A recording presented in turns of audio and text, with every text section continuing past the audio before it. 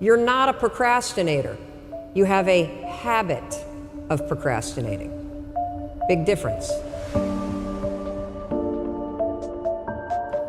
Because if it's a habit, I can teach you to use science to break it.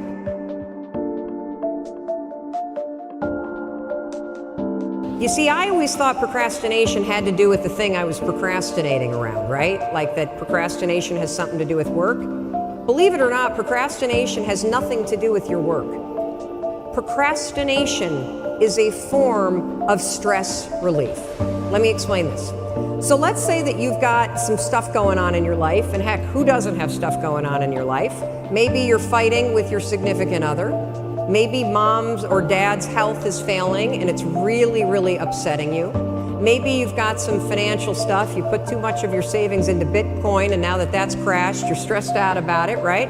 And so you go into work, and when you get into work, you got stuff to do, you kind of walk in and you got this big stress ball that subconsciously is hanging over your head. And so you walk in and you sit down, and you know you got 13 phone calls you need to make. And you also know that you've been chickening out, you've been making easy calls, and there's a bunch of CIOs or other people that are higher level that you haven't been calling. And so as you sit down to do it, you got the stress on your shoulders, your brain it starts to go, wait a minute, well, you want me to make a call to somebody that I'm scared to make? Absolutely not. I'm so stressed out about, can we just watch some cat videos for a minute? And next thing you know, an hour's gone by. And then, of course, what do? You beat yourself up. So the only way that you can break this habit, and that's an important word for you to hear, you're not a procrastinator. You have a habit of procrastinating. Big difference. Because if it's a habit, I can teach you to use science to break it. You see, all habits have three parts. There's a trigger, and in the case of procrastination, the trigger's always stress. Then there's a pattern you repeat, and in the case of procrastination, it is to avoid doing something. And then there's a reward. You get a little stress relief. The only way to break a habit, you guys, is not to deal with the triggers. You're never gonna get rid of the stress in your life, but you can 100% change your pattern of avoiding work.